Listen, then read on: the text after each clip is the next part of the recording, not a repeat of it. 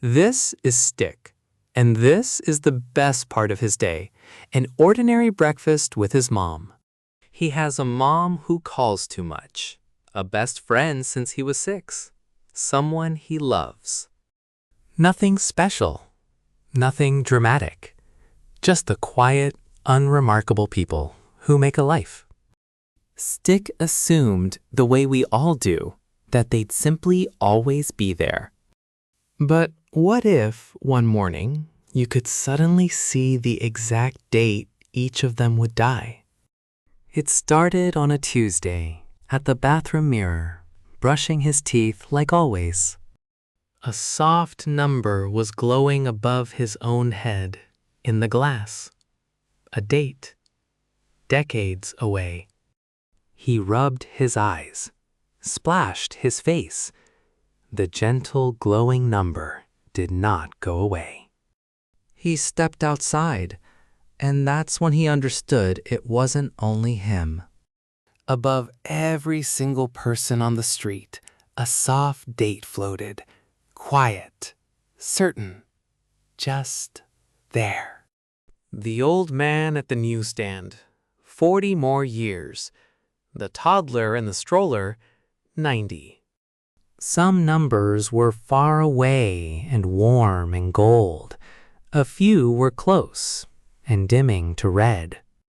Stick tested it every way he could. It never changed. It was never wrong. And then, walking home, he realized the one thing he was most afraid to do: look at the people he loved. A week in, Stick saw a number he couldn't ignore. A man at the bus stop, glowing red. Today.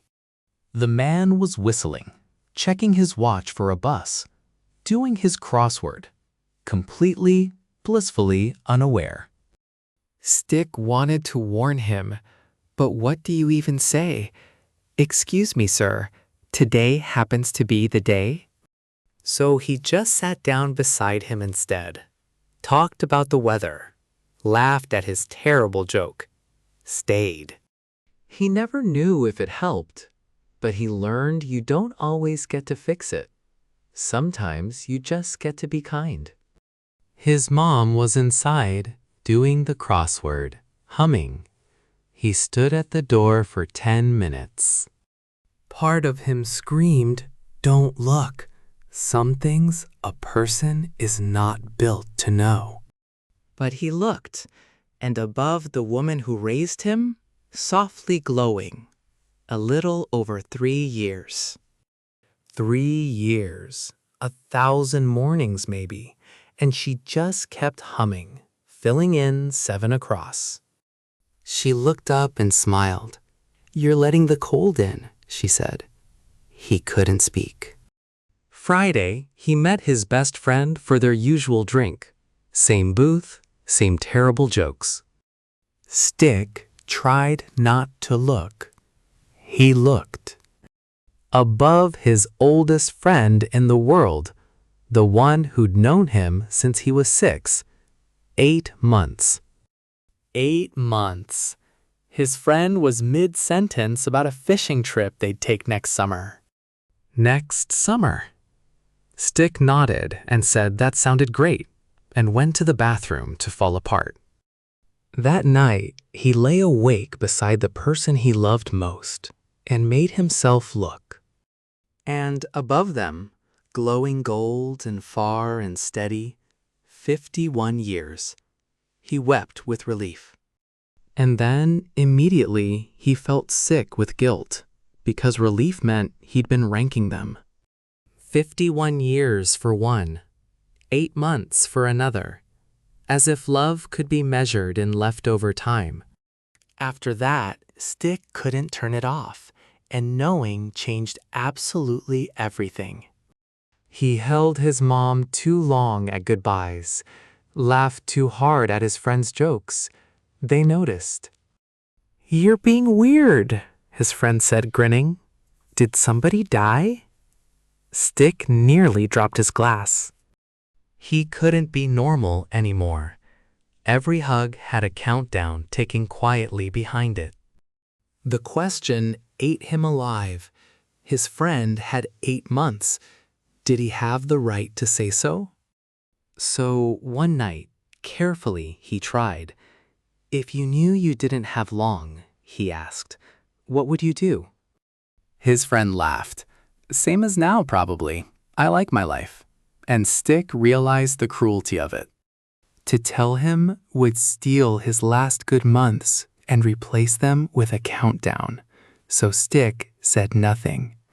But not telling turned into something else. Stick started counting all the time. He'd visit his mom and spend the whole time watching the number, not the woman under it.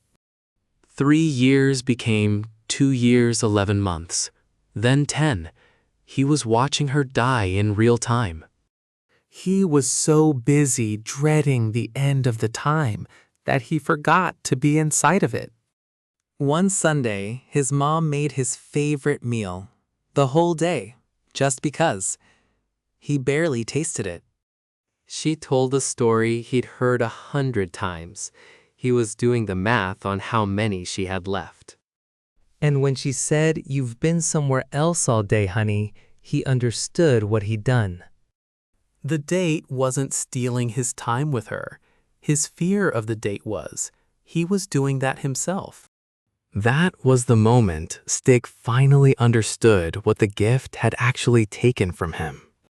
That night, he stood at the mirror again, and for the first time, he really read his own number. Decades, plenty by any measure, and he realized he'd spent weeks of it just watching everyone else's. He had all this time, and he'd been so afraid of losing people that he'd stopped being with them.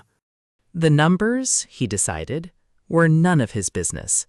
The days were the only thing that ever was.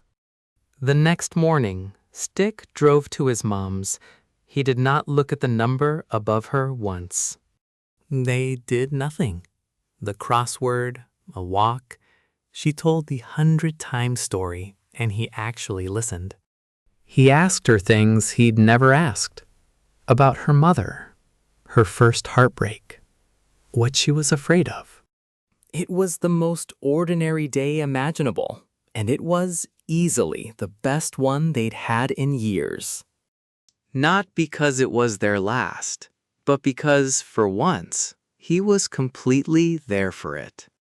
He took his friend fishing that next summer after all, earlier than planned, just in case. He never told him about the 8 months. He just showed up for all of them he could. Some things you can't fix. You can only be present for. That, it turned out, was the whole point. His friend had a new baby. At the christening, everyone crowded in to see her. Stick hung back. Because a baby has a number too, and Stick was terrified of what a baby's number might say. He'd glimpsed a child's death once on the street. It was short. He never got that image out of his head. So when they finally placed her in his arms, Stick looked only at her face, never up, not once. Some numbers you are better off not knowing. He was starting to suspect that maybe all of them were. And he learned it wasn't only for the ones running out. His partner had 51 years. He'd been coasting on it. 51 years of, we have all the time in the world, had quietly turned into 51 years of, not right now. So he started showing up for that one too. The faraway number deserved his presence just as much. Turns out a long number isn't a promise. It's just a longer invitation to actually be there for it. And then one morning, as quietly as it came, it was gone. No more numbers, anywhere. He should have felt relieved. Mostly, he felt like he'd been handed back something precious and blind. Because now he was back where we all are, loving people on a clock he could no longer see. Here's the thing, though. You don't get the numbers, but that doesn't mean they aren't there. Everyone you love has a last ordinary Tuesday with you. A last phone call. A last drive safe. You just won't know it was the last one. That's the mercy. And it's also the trap. So you don't need to see the number. You just need to stop waiting for it. Call them. Go be there. The clock was always running.